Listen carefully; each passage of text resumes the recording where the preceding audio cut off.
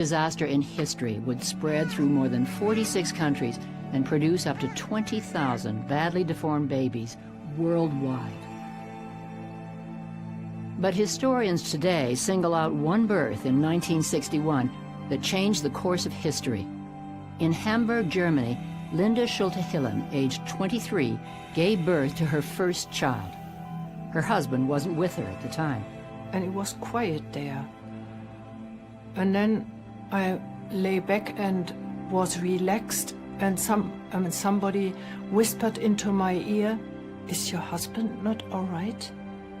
And I was here, wide awake, and I said, what has happened to my baby?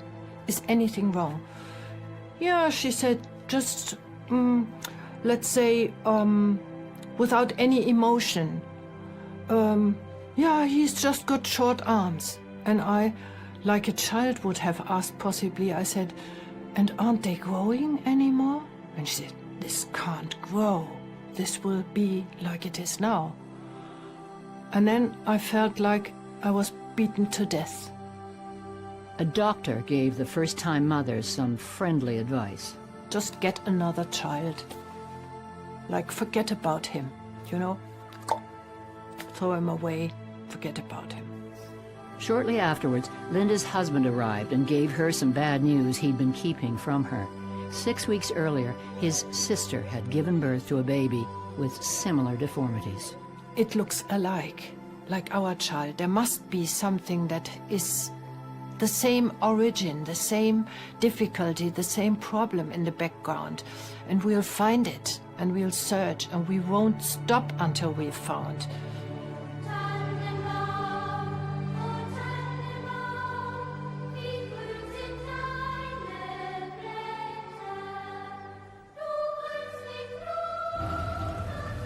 The epidemic of deformed babies began 5.5 years earlier, on Christmas Day, 1956, with the birth of the first victim.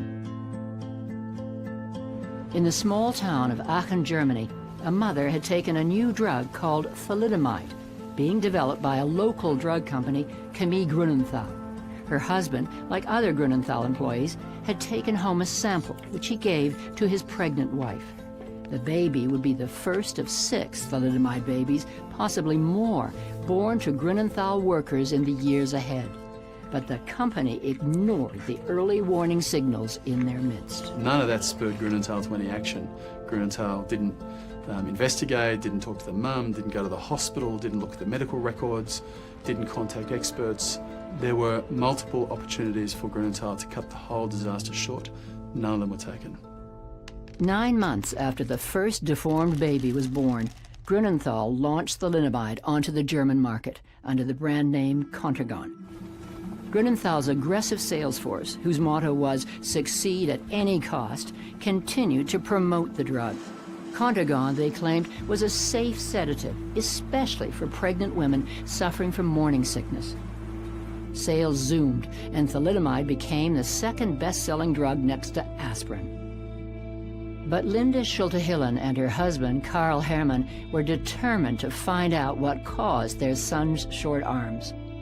Months later, they were no closer to finding an answer. I know my husband had times when he said, "We won't make it. I think we have to give up." And I said, "And we are not giving up." Her husband soon contacted a professor of obstetrics, Dr. Widukind Lenz, who had received a few reports of deformed babies. My father and Professor Lenz, they traveled Germany in their old Volkswagen, and they went from one small village to another and asked, are there any children with short legs or short arms born? And those kids were hidden away at that time in the small villages. And he asked in restaurants and bars and at the local police office, and everybody said, no, not in our town. And then he showed a picture of me and said, this is my boy, and can I please repeat my question? And then they said, well, at the end of the road, there has been a very sad incident. And then he went there and rang the door and showed, the first thing he did was showing the picture of me and said, this is my son. Do you also have a kid like this? And the people burst in tears, and children, thalidomide children, were pulled to the day of light, literally.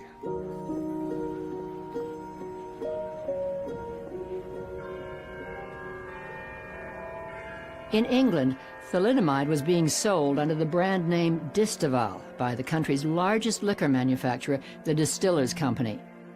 As in Germany, distillers had received reports of deformed babies, but had been assured by Grunenthal that the drug was completely safe. Louise Mason was one of 530 thalidomide babies born in England over a 6.5-year period. Louise only learned about the circumstances of her birth by reading her father's best-selling autobiography. I hadn't got any arms and I hadn't got any legs. And my dad said it was like little flower buds, you know, from my arms and from my legs. My dad had a look at me and he said, "My God, you're not going to let this baby live?" And they said, yes. My mum was only 21 and she was advised by doctors to put me away and concentrate on having another family. After 11 days in hospital, her parents took Louise to an institution for handicapped children, where she would spend the next 18 years of her life. But Louise was fortunate. Her father had not asked another doctor to end her life. It is unquestionable that midwives and doctors were killing disabled children in the hospitals, in the delivery rooms, on a large scale, in Britain, in Germany, and if they're probably everywhere else. In Liège, Belgium, the mother of an armless baby decided her daughter's future was hopeless. This was the final day of the thalidomide trial. The baby's mother and 4 accomplices were charged with the murder of the child born without arms. At last, the jury retired to consider their verdict. Not guilty. All 5 acquitted. What relief and what a reception they got. In Canada, another armless baby was spared by a poor Ukrainian family in rural Saskatchewan. Years later, Alvin Law learned how horrified his natural parents were when he was born. Ultimately, it was the paternal grandmother who didn't want to have anything to do with this. She said, "You're not going to bring that devil baby home with you. He's deformed because of a curse." The armless baby wasn't taken home after doctors warned he would never lead a normal life. But after 6 weeks, an elderly couple, Jack and Hilda Law, who had already raised their own children, volunteered as foster parents and got their first look at Alvin. I took one look and I thought, no wonder nobody wanted him. And the next time I went to see him, of course, they had him bathed and dressed, and he didn't look too bad at all. Well, I wasn't in favor of taking him at all. No way. We'd raised our family and that was it. But it was a baby with nobody wanted him, so what are you gonna do? Turned out okay. My life story shifted the moment that Sophie and Peter, my birth father, gave me up. That is a profound chapter shift in my life. Because I went to live with the Laws, my life became this life.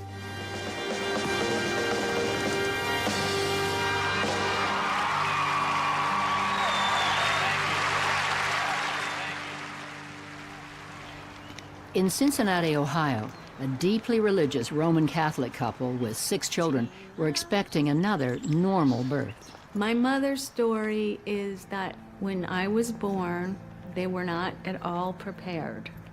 The doctor said, "Joy, your baby doesn't have any legs." So she says that she took the baby, me, and she said, "Well, Eileen is my 4-leaf clover."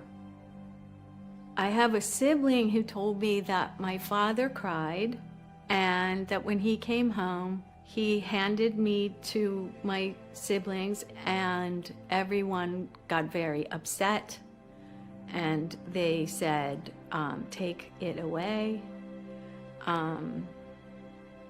Someone ripped off the blankets and said, "That's not a baby," or something to that effect. "That's not our sister."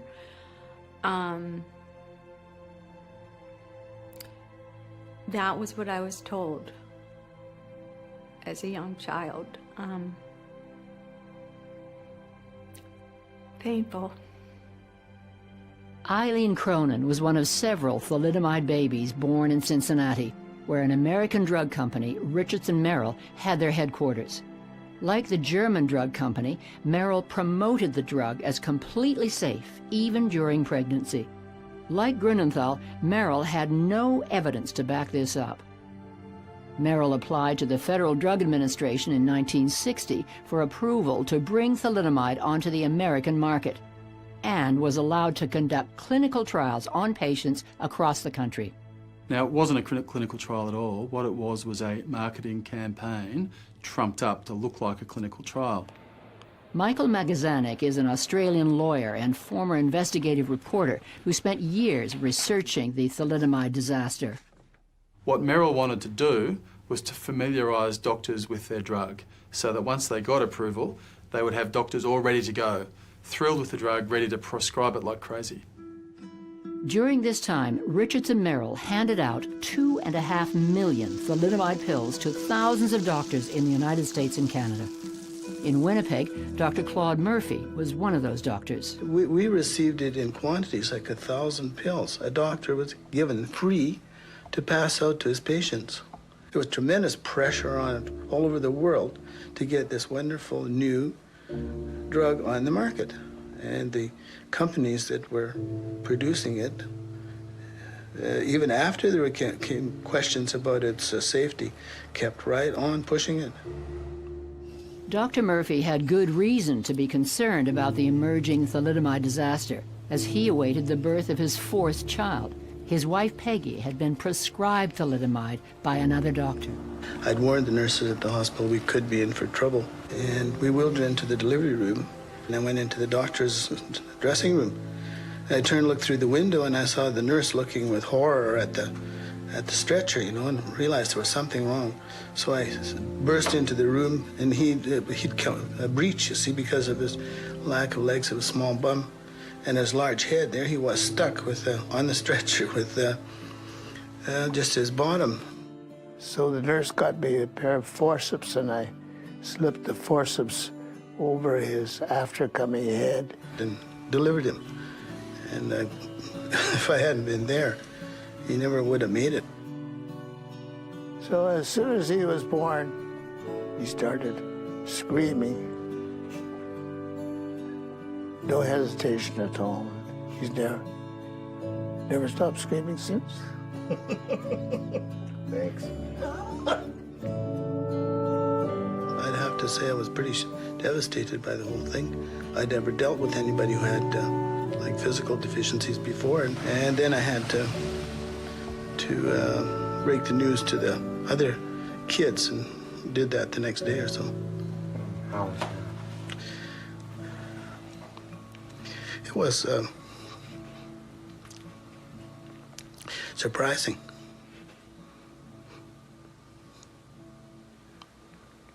How so? Well, they said, Dad, you got to bring that baby home.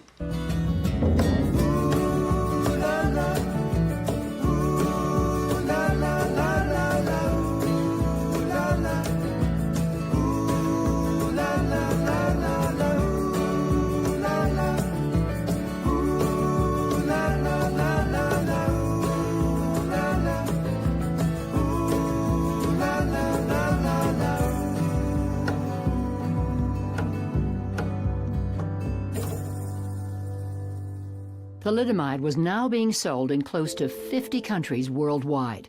In 1961, in Australia, Dr. William McBride delivered 3 thalidomide babies in a few months.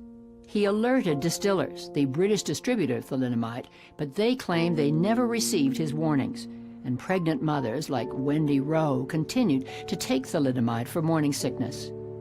But when her daughter, Lynette, was born, Wendy immediately knew something was wrong. When she was born, there was just deadly silence in the room, and I just knew that something must be wrong, and nobody said a word. It was just loud silence. And anyway, finally they said to me that there was a problem and that Lynn had no arms and legs, and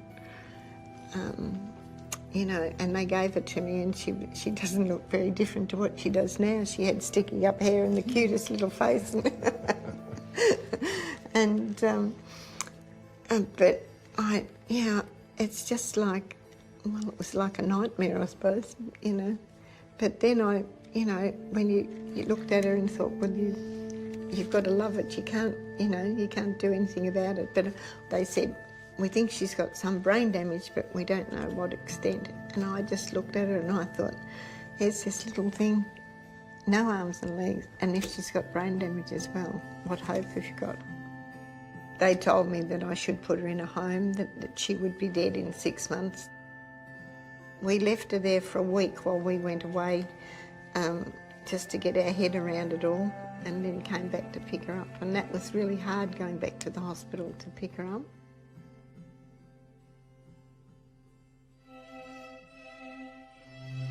In Germany, Grunenthal's advertising campaign was paying huge dividends. The company's owner and executives were making fortunes overnight, especially Heinrich Muchter, Grunenthal's research director. During the war, Muchter served as a Nazi doctor developing vaccines which were tested on Jewish prisoners in the Buchenwald concentration camp, many of whom died. After the war, Muchter joined Grunenthal. 9 years later, he invented thalidomide and received a bonus for every thalidomide pill sold worldwide. The drug was such a success for Grunenthal that they started making money hand over fist. And Heinrich Muchter, who was on a percentage of profits, moved from being modestly affluent to having so much money pouring in, he could have bought himself a new Mercedes every month.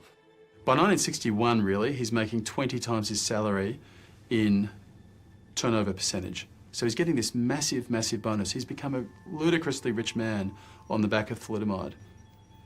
What would a man like that, with a history of wartime experimentation, a strong personality, a massive income riding on the sales of thalidomide, what would one expect that he would do when confronted with reports of nerve damage and other side effects? I mean, it is not surprising to me that there was not a rush at Grunenthal to investigate, to get to the bottom of it, to put warnings on the drug, to withdraw, to take all sorts of precautions. They did none of that. They just focused on selling more of the drug.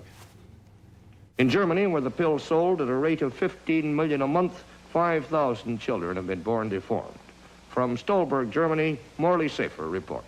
In November of 1961, just 300 miles from here in Hamburg, Dr. Videkund Lenz, the director of human genetics at the University of Hamburg, found an astounding increase in the number of deformed babies.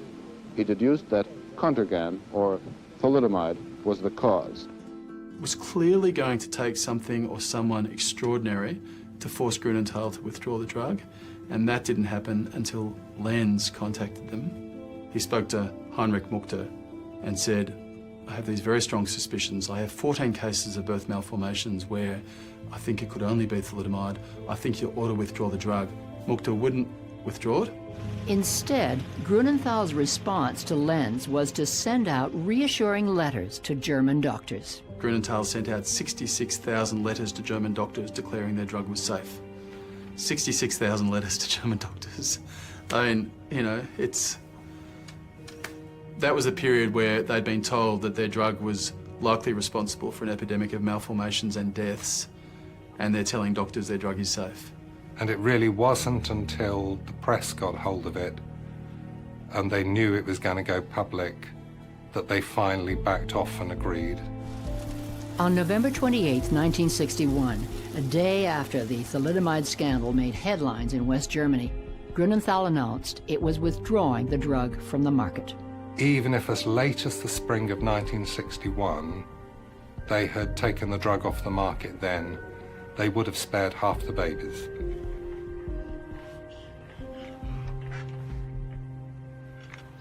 Nico von Glazow's disabilities weren't so severe, but as a young child, Nico had trouble adjusting to his short arms. Also ich war eigentlich ein sehr ängstliches Kind. Ich habe viel geweint und also das kommt natürlich auch so ein bisschen daher, dass ich viel hingefallen bin und wenn ich konnte mich ja nicht so mit den Armen aufstützen, bin immer boing mit dem Kopf so irgendwo draufgeknallt. Und es war einfach für mich gefährlicher als für andere Kinder auf den Baum zu klettern oder Fahrrad fahren oder und ich hatte einfach mehr Angst. Aber ich war innerlich, glaube ich, eigentlich fröhlich.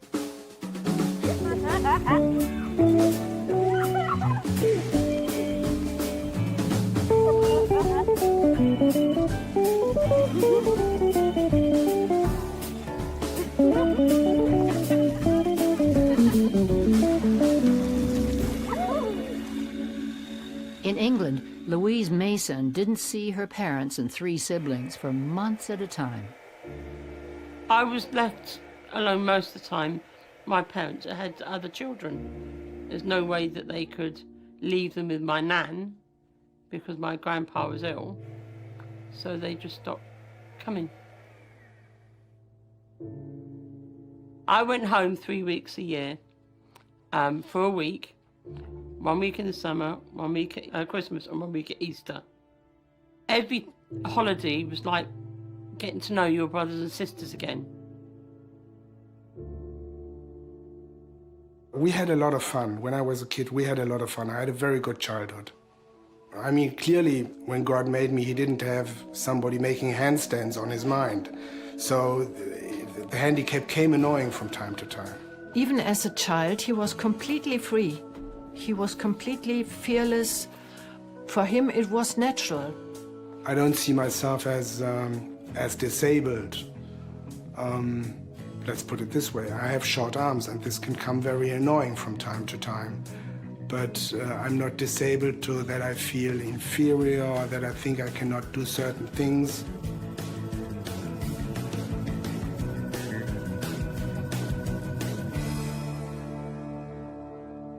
In Yorkton, Saskatchewan, Alvin Law's parents decided the best way to get their armless son to cope with life was to turn his toes into fingers. For hours, Alvin was given manual tasks to perform with his feet. Now, granted, having no arms isn't exactly a rather simple disability. It's a very complicated disability. And I'd be lying if I didn't say it was a lot of work. A lot of work. A lot of time spent by myself, being very lonely, being very afraid, being very frustrated. But I think it was the character that was built by my parents, especially by my parents, that allowed me to not really think that I was all that different. It's not an easy thing to get dressed, but again, it goes back to the basic theory of my life, and that is, do I have someone look after me, or do I look after myself? But more than anything, I think it's a mindset, you know, that, okay, there's a lot of people in our world that have way bigger problems than I have, so that I have to spend a little extra effort putting my clothes on, so what?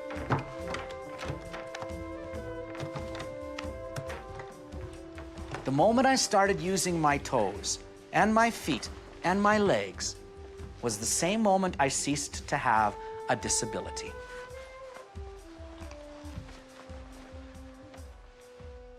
In the United States, there would have been thousands of thalidomide babies like Alvin Law, except for the actions of one woman. Dr. Frances Kelsey, a Canadian-born doctor and pharmacologist, had just joined the Federal Drug Administration when she received an application to bring thalidomide onto the American market. Here was a drug that looked like it should be no problem, but at the same time, there was just a feeling that there was something in the data or the absence of data that was a cause of concern. The application came from Richardson Merrill, one of America's oldest drug companies, known years ago for its best-selling product, Vicks cough drops. I mean, Kelsey was extraordinarily determined, brave, tough, resilient. I mean, she kept knocking back Merrill's application. She kept telling them that there was not the testing to back their application, that it was substandard. They never managed to persuade her their drug was safe and fit for sale. Merrill poured on the pressure. They contacted the FDA 50 times. They went behind her back to her superiors. They complained about her in writing, they threatened libel proceedings, they pushed and pushed and pushed, and she was resolute. She was unbelievably tough. I know that we're all most indebted to Dr. Kelsey, the relationship, the hopes that all of us have for our children. In August 1962, President John F. Kennedy awarded the highest civilian honor an American can receive to Dr. Francis Kelsey. So Kelsey really saved the United States from a German-style thalidomide epidemic. I mean, Merrill was ready to go. Merrill had tons of the drug in the United States. It had already spread 2.5 million pills around the country to doctors.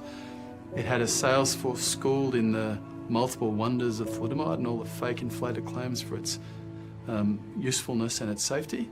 And if Kelsey had given them the green light, the United States would have been flooded with the drug, and there would have been a birth malformation epidemic in that country to rival that in Germany.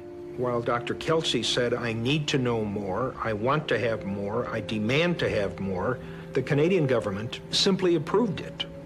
And I believe that was below the standard of what should have been expected from an industrialized, first world country like very civilized Canada. Thalidomide continued to be sold in Canada for 4 months after it was withdrawn from the German market.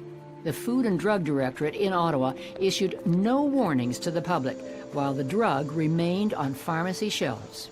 The Canadian government and its Food and Drug Directorate could have done something 4 months earlier, and there are about 30 Canadians whose mothers took the drug after the whistle had been blown in Germany and after the Canadian drug companies knew that the drug was dangerous but kept selling it. I come home from the playground one day. My mom says, honey, good news, you're going to get arms, dear. I mean, you just remember a day like that, right? I thought we were going shopping, you know? Arms or us? I don't know. But I was very confused. They had hooks, and they were made of metal and plastic and wood. I mean, and I couldn't take off my shoes. I wasn't allowed to use my feet. Can you imagine how weird that was? So this became an interesting life. Half of my life was being Alvin Law, the kid with no arms. The other half of my life was this terrible victim of thalidomide. I lost my sense of who I was, right? Stick these arms on me, I'm not Alvin Law anymore. You know, Alvin Law doesn't have any arms, artificial or not. And why would I need them? I mean, there was no good reason, not one good reason, to use them. And for years I told them, hey, these aren't doing me any good. And it was like, shut up. That was how blunt it was. You know, we know what we're doing. You don't.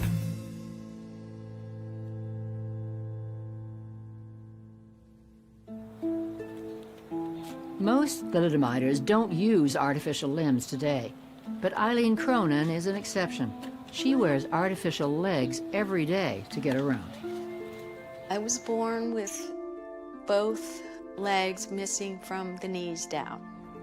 According to my mother, I did adapt to the legs pretty quickly. If you have, artificial legs, a lot of things go wrong. You've got to go around conducting your life, and yet, you've got a skin infection and you've got to put your leg on. What are you going to do? Me, I put the leg on and I go.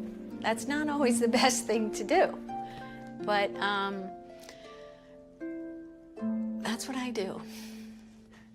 In Australia, artificial limbs proved to be useless and even dangerous for Lynette Rowe. These legs were designed for Lynn to walk in, but they were terribly dangerous because every step she took, she had to rock from side to side.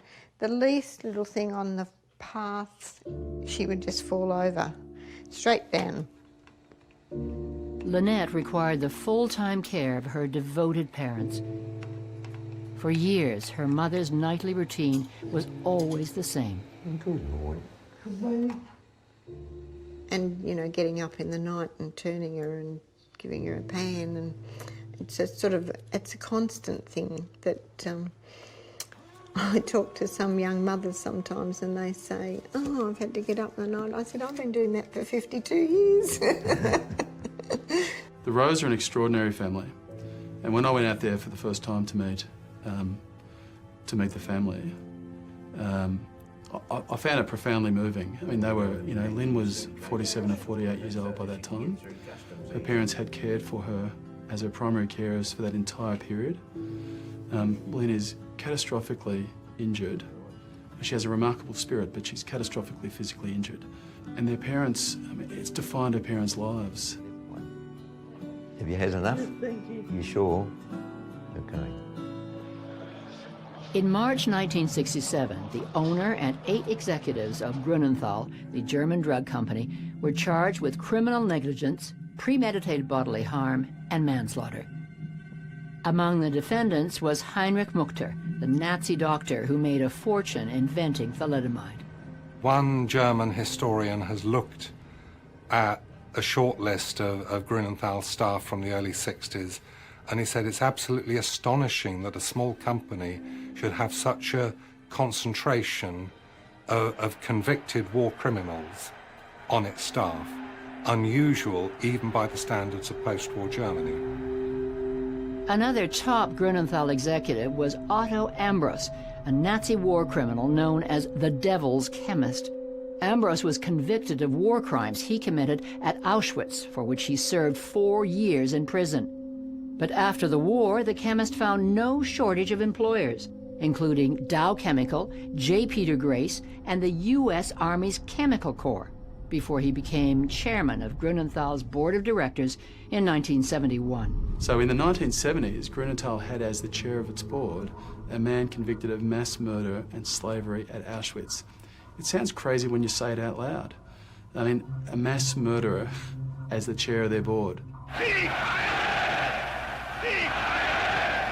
The man who hired Nazi war criminals like Ambros and Muchter was Grunenthal owner Hermann Wirtz. Wirtz was a member of the local Nazi party in his hometown before the Second World War, a service for which he was handsomely rewarded by Adolf Hitler. The Wirtz family companies had actually thrived during the war years because they'd had a contract from the German army to supply soap and detergents. They had been supplied with slave workers. They had been basically handed 2 companies on a plate that were both either Jewish-owned or Jewish-controlled. Josef Neuberger was the personal lawyer for Grunenthal's owner, Hermann Wirtz.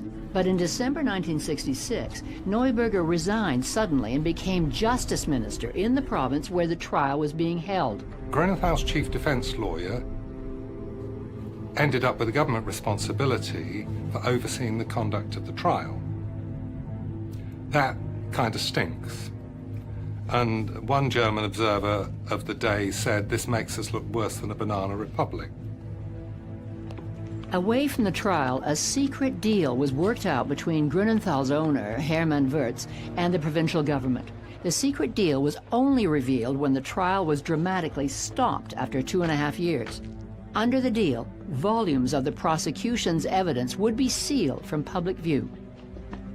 In return for having all the serious criminal charges against its owner and executives dropped, the company agreed to pay the victims lifetime pensions ranging from $30 to $140 a month, as well as small one-time payments. But in order to collect the money, the thalidomiders had to agree not to launch any further suits against Grunenthal. So, taken as a whole, the trial was a glorious, if unlikely, triumph for Grunenthal. Grunenthal really escaped from the disaster relatively lightly, given the scale and the scope of the tragedy.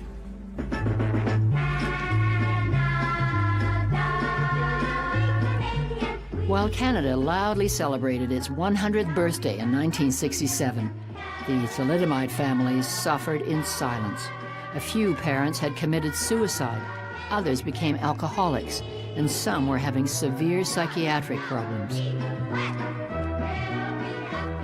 The thalidomide children were now school age, but the question that plagued medical and educational authorities was what type of school should they enter? Some experts recommended schools for the handicapped, while others advised the regular education system. In Yorkton, Saskatchewan, Alvin Law's parents had run into opposition from the local grade school when they tried to enroll him. School says, wait, he's got no arms. He can't go to this school. We don't have such a thing as integration. Mom and Dad are going, what's integration? He's a kid. He needs to go to school, he needs to learn, he needs to be educated. He can write, he can read. What else do you need?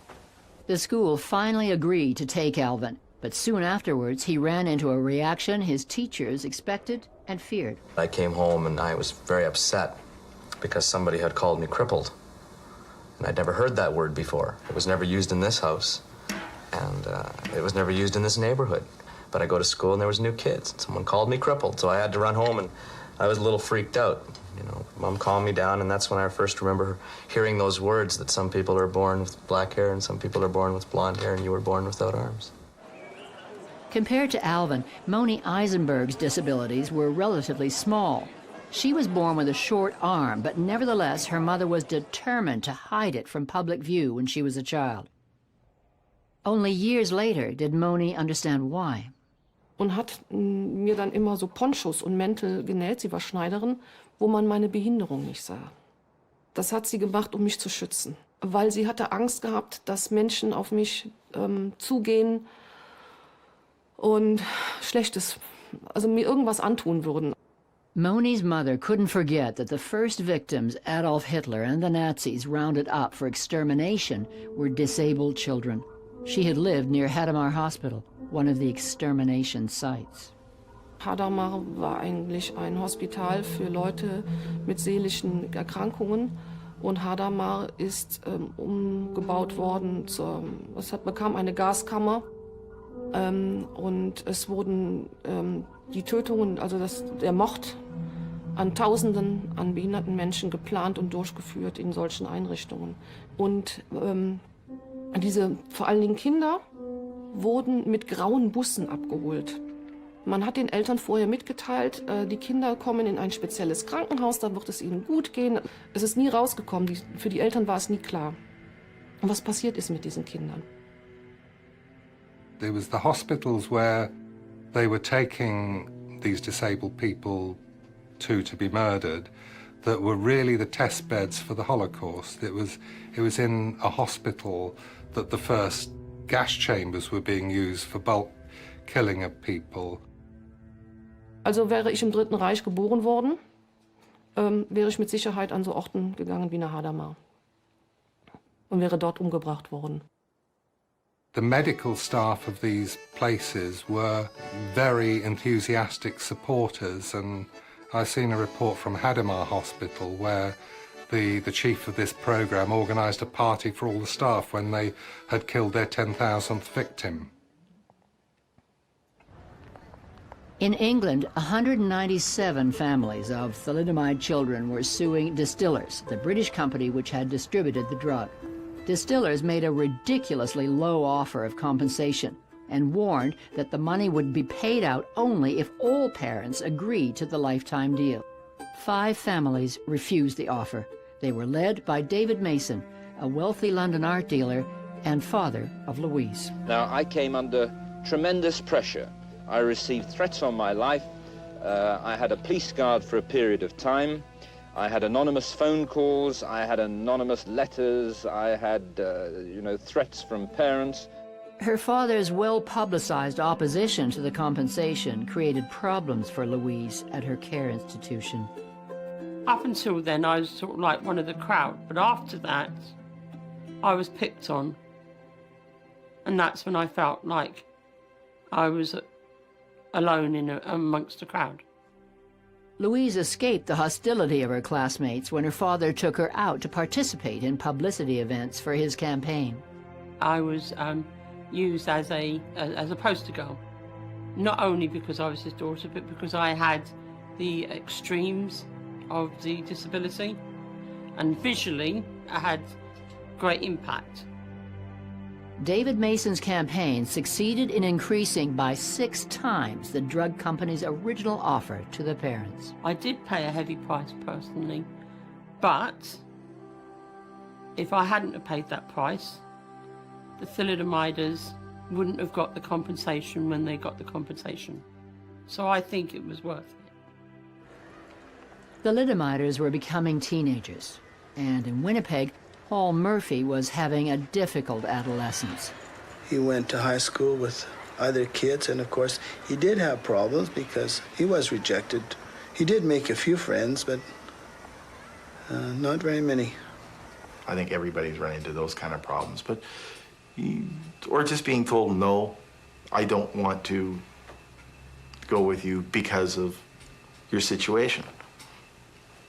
Not fun, not a nice thing to have happen. Nobody likes to have that kind of rejection thrown at them. But there's some very frustrating times, and whoever says they've never felt almost self-destructive and not want, you know, geez, this would be a hell of a lot easier if I wasn't. And I've been to those low points, and luckily enough, I was able to pull myself back out.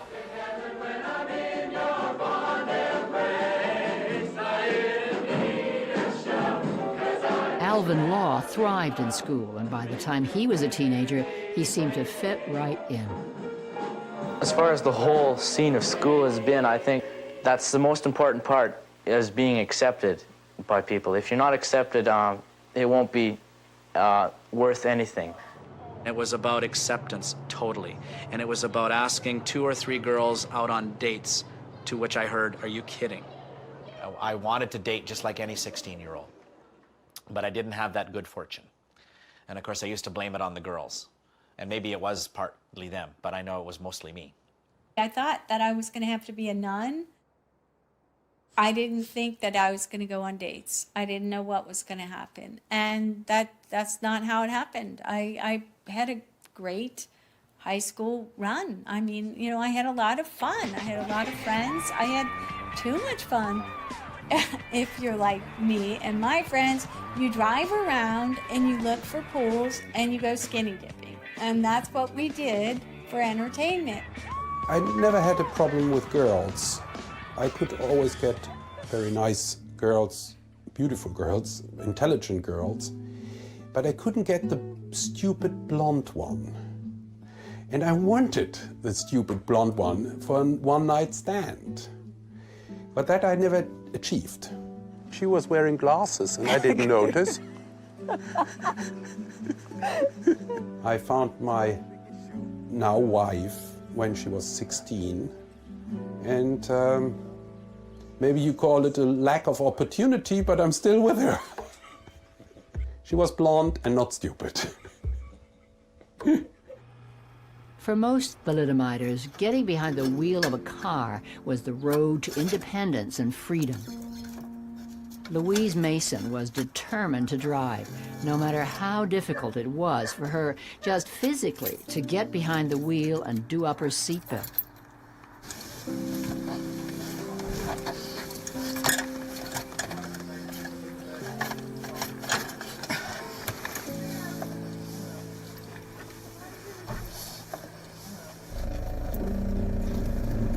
Well, my driving instructor had never instructed a disabled person, let alone somebody who'd got no arms and legs.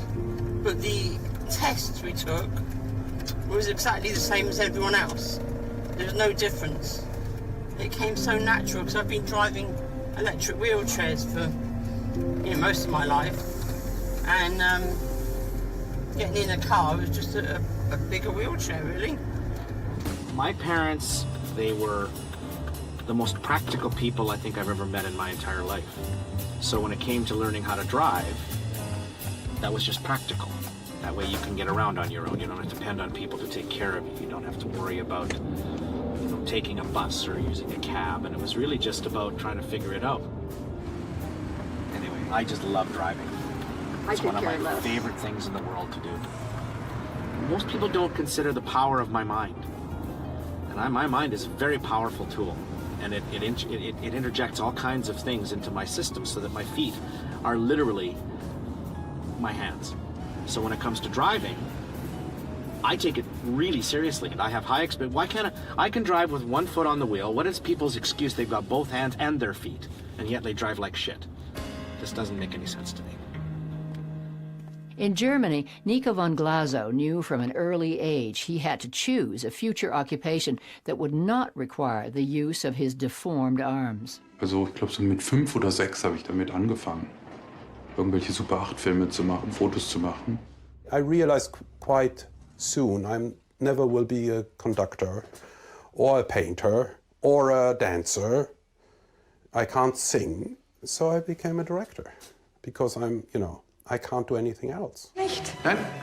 To pursue his dream, Nico went to prestigious film schools and apprenticed under the legendary German director Rainer Werner Fassbinder before making a number of successful feature films. But there was one prized job he wanted badly, directing a big movie on thalidomide. And the head of German TV said, no, you can't have the job, but you can make a documentary on thalidomide. And I said, that was in Cannes, and I shouted at him. I used the F word very loudly and very often, because I said, I apply for the job, you pay well, and not a F documentary filmmaker who gets not paid, yeah? And that's so typical, you give the disabled guy the side job, yeah? And then I went home, and my wife said, what's the matter? And I told her they want me to do a film about thalidomide. And what do I know about thalidomide? Yeah? And she looked at me and said, Nico, it's time to look the devil in this asshole. Moni Eisenberg was being raised by a poor single mother after her father died in a mountaineering accident when she was 9. By the time she was a teenager, Moni had become an activist against Grünenthal. If Grünenthal as a company can act in a way they have in the case of Contergan, there are really no boundaries between right and wrong. Over the next 40 years, Moni participated in protests and hunger strikes against the drug company. But there was also tragedy that occurred regularly over the years that brought Moni to the gates of the Grünenthal plant. This is a place where they spread out all this poison in the world and affected so many people and so many families. And it's let me always a bit shiver in the inside because it's touching me too much. So I brought letters and candles here to Grünenthal anytime when I heard that somebody of us survivors indeed died. We need to remember all these people, all these victims of Grünenthal, and just to remember that we are still here. What thalidomiders didn't know was that the drug was still in circulation.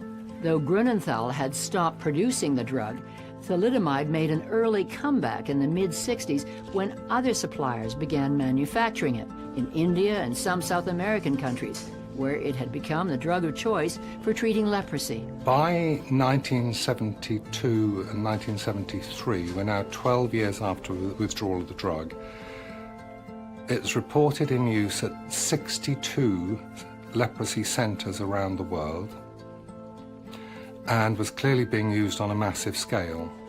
One of the main countries using it for this application had been Brazil, and by 2003 there were probably in the order of 1,000 thalidomide babies had been born in Brazil across that period.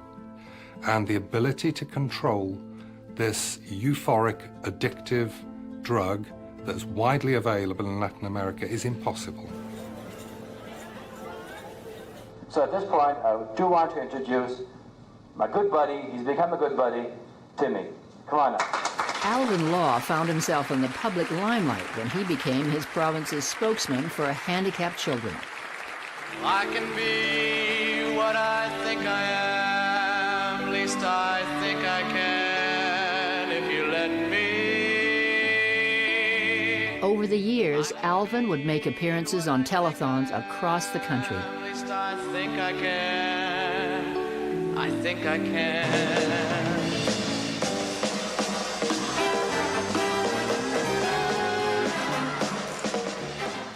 I'm not better than other handicapped people because I'm not a handicapped person.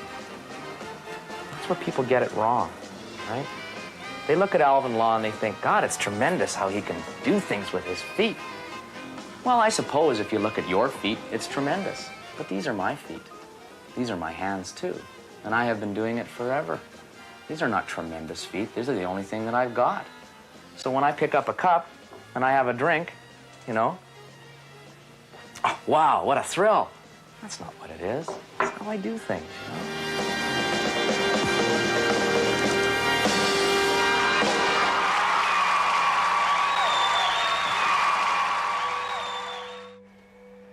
Life wasn't so kind for another thalidomide poster child. Louise Mason continued to endure bullying from other kids at her institution for the handicapped. But one day, when she was 13, she was raped by another student. Louise went to a nurse for help. I was shaking, I was tearful, and they took my underwear off and saw blood. And I tried to explain to them what had happened, but they did nothing. They did nothing at all. Louise endured 5 more years of fear and loneliness before finally leaving the institution. Then, like any 18-year-old, Louise immediately started to enjoy the freedom and joys of college life. I went to parties, just the sheer hell of going to the parties. I'd be absolutely cream crackered, but I'd still go because it was something that I shouldn't have done or wasn't allowed to do. I went to the pub regularly, drank lots of beer regularly. I got into trouble there. You weren't supposed to have boys in your room. I did. But I made it say I got to vice president of the student union and got well respected. Unlike Louise Mason, who rarely saw her mother during childhood, Jan Schulte-Hillen formed a close bond with his mother from birth, and her unwavering support and encouragement were critical in his career decision. She never lost hope. She said, everything you want to achieve in your life, you're going to achieve it. I have absolutely no doubt. And when I turned up with the idea that I wanted to be a doctor, everybody told me you should not. It's not a very good idea. You cannot do that. You will have severe problems. She said, son, do your own thing. If that's what you want to do, you're gonna manage. Jan is now an emergency room doctor in Switzerland. I don't consider my condition as a major issue. I mean, I'm not a thalidomide in first spot. I'm a man. I'm trying to be a good doctor. I'm trying to be a good husband. I'm a father. I'm a lover. And I have short arms. And that's it. And if people have problems accepting me or have problems to interact with me because I have short arms, it's their problem. It's not mine. In Canada, most of the country's thalidomiders hadn't received a penny of compensation for their injuries. For 25 years, the Canadian government had failed to live up to its promises to look after the victims of this drug. So the War Amputees of Canada brought them to Ottawa in 1987. Unlike their German and English counterparts, the Canadian victims had spent 25 years separate and apart from each other. It's kind of interesting, finally, after 25 years, to sit down with a group of people you're kind of related to and start to find out exactly what everybody else is doing. The Thalidomide Victims Association of Canada was formed with Paul Murphy being elected vice president and Alvin Law recording secretary. After years of waiting, suffering, and fighting for compensation, Canadian victims of thalidomide are finally getting the help they need from the federal government. Yesterday, the health minister said survivors of the drug will receive lifelong pensions. Individuals can now start feeling comfortable about their future. They know they have an amount of money coming in every year that can support them and help them. Hey, I don't know what your lives are like. Sometimes life can really be rough on people. I understand that. I get it. I've been in real life. Alvin Law is a motivational speaker who's influenced audiences in North America and Australia with his message of hope, especially to more than 2 million youngsters who've heard his talk. Speaking is the best thing that I could have ever decided to do. You're helping kids, and they need to have somebody come in and tell them that it's going to be okay. But I get such tremendous joy out of doing it. There's nothing in my life that makes me happier than speaking to kids. Nothing. And the next time you're ready to give up or quit or pack it in, well, if it helps even a little bit, remember the goofy-looking guy that played the drums with his feet. But remember the words I live by every day. There's no such word as can't. Thanks, and we'll see you again. How many people can say that they can go out and speak to a group for an hour and have them actually, you can see the change. You can see the reflection. You can see the thought that's going on in their mind as to what they've just experienced. Alvin travels over 100,000 miles a year on his own, but after 30 years on the road, his body is starting to wear out. It takes its toll, you know, carrying that stuff around. I mean, you know, my body may not last as long as normal bodies do because of what I'm putting it through. I mean, as much as I make this look easy, I'm still putting my body through a lot of stuff. Just the pain in my back from carrying my luggage and scar tissue in my shoulder from carrying a briefcase for 35 years. And, you know, there's not really a shoulder here. So when I'm carrying it with, I shouldn't be doing this. I should have like a Sherpa or something. Hey, how does a guy without arms function on the road all by himself? I carry my own luggage with straps. I check into hotels all on my own. I rent cars. All right, my keys, there you go. Thank you, boss. Right in my toes, thank you. All right, now, why do I rent cars? It's just how I prefer to function. I don't do cabs, because strangely, they don't stop when you go. I'm still tromping around, going to airports, checking into hotels, eating bad food, driving everywhere in the middle of nowhere, getting involved in blizzards and swearing at my wife for putting me out yet in another life and death situation and not thinking I'm getting paid enough. See what I mean? I can get on a rant. But at the end of the day, she also says this line. This is a wonderful line. Honey, if you're tired of traveling, I'm sure there's a cubicle with your name written on it in a windowless office somewhere in the middle of nowhere for a mundane job that you'd hate in 5 minutes. And then it goes away. In Germany, Nico von Glasow had to overcome his lifetime aversion to other thalidomiders when he decided to make a documentary in which he and 11 other victims would pose nude for a calendar. First, I went to a disability school. And from that moment on, I wanted to have nothing to do with thalidomiders anymore. And then, because I made this film, Nobody's Perfect, I was kind of forced to meet them again. And I hated to make this film. Why? I didn't want to look at myself.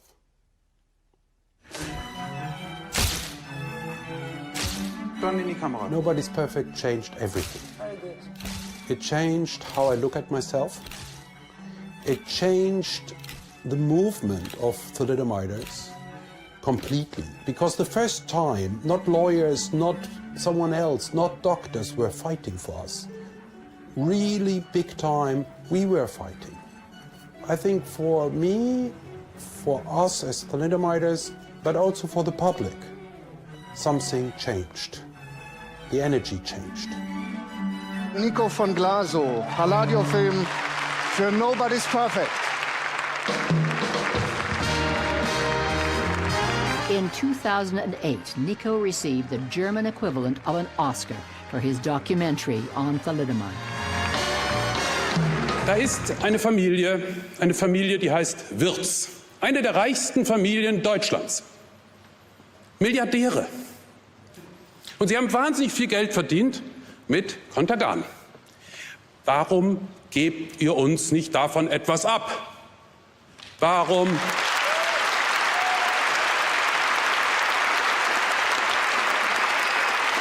But I still didn't get the money. In college, Eileen Cronin fell in love with Andy, a graduate student in economics. I was in love, very definitely at first sight. Although I already had a boyfriend. You know, I immediately was drawn to her, you know, her vivaciousness and intelligence and her wit. We moved in together, and we got pregnant very quickly. Very quickly. I was racked with worry all my life about having a child because I didn't know for sure that my mother had taken thalidomide. I was kind of panicked. It started to settle in. Oh my God, I'm gonna have a baby. I don't even know if I can have a baby. I don't know if the baby's gonna have legs or not have legs or something else, but also literally I did not know how I was gonna carry a baby in my body. And so they did the ultrasound. The ultrasound technician zoomed in right away, found foot, 1 foot, blew it up, took a picture and wrote foot, and then other foot, hands, fingers, and I was crying, and all the interns started clapping. We knew that she would be okay.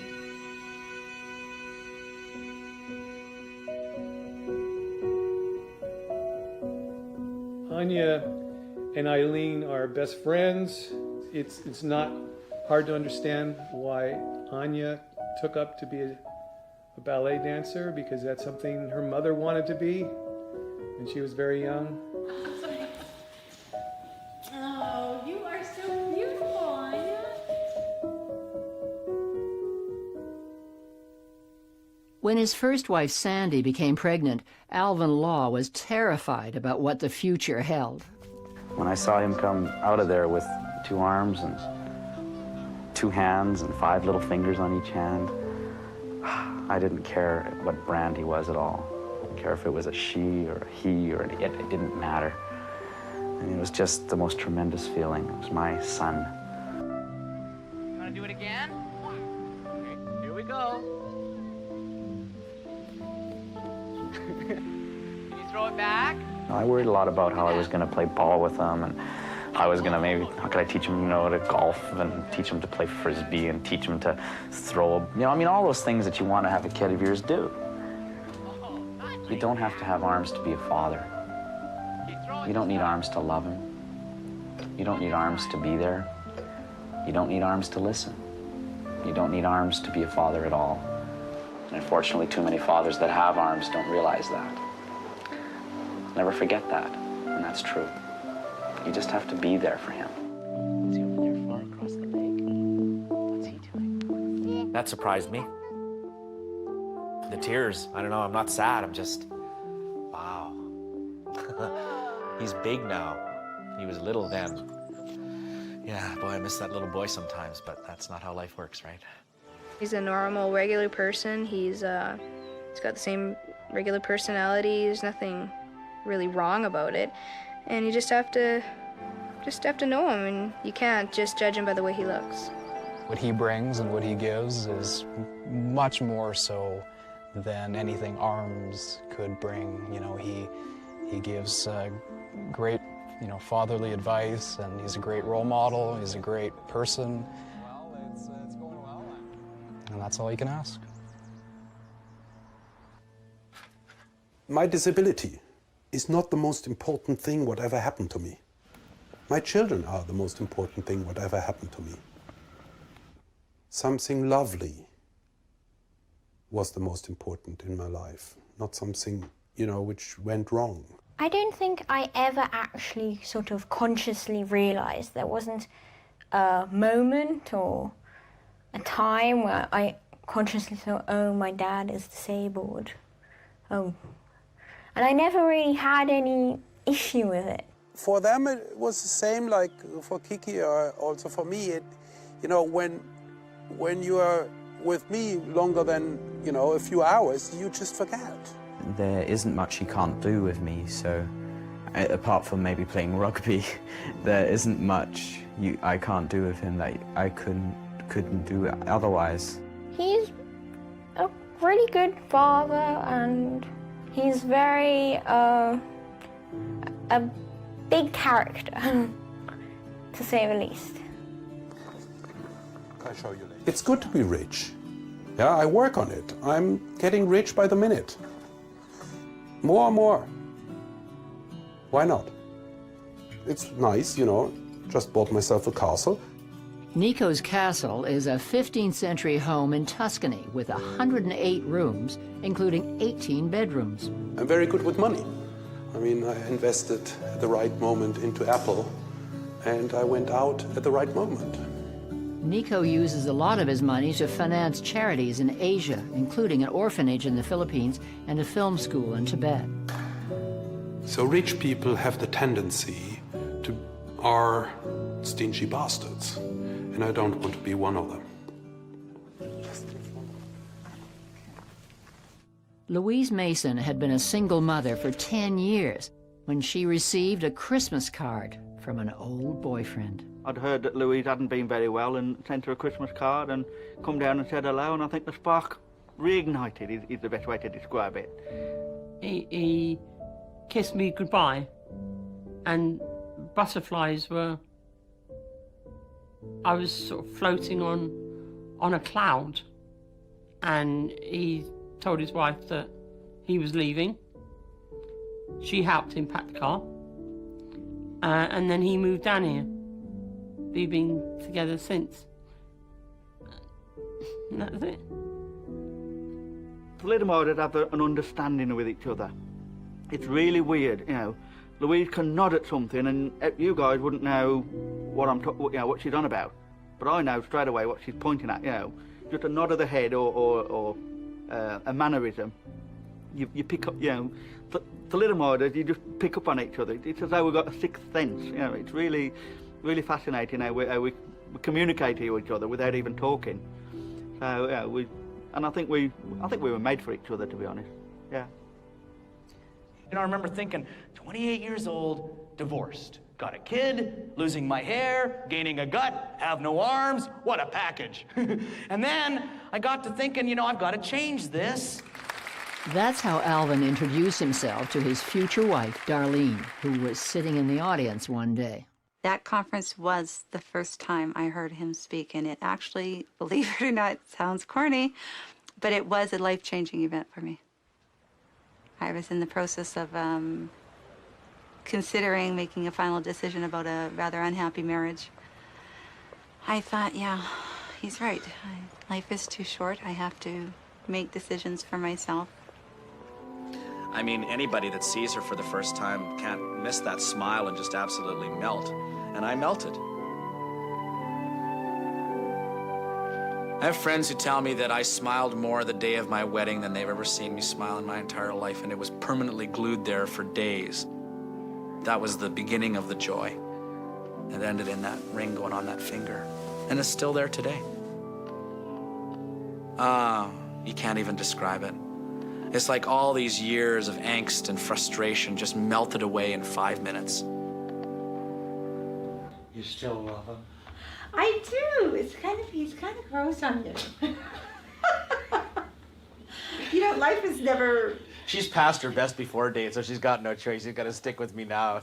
There's no option. Yeah, but he did it. Yeah, I don't stop traffic anymore. No,